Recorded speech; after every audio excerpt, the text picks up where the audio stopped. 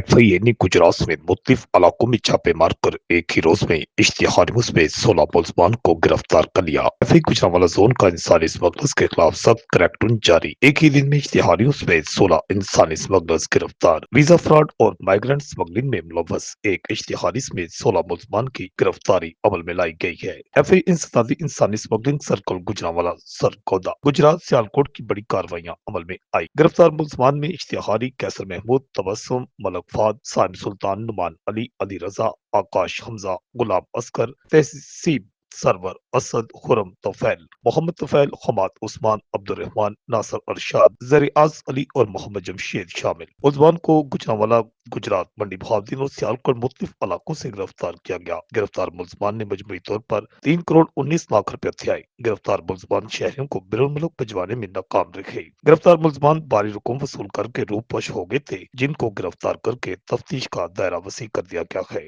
Report Akash रियाजी, Gujarat.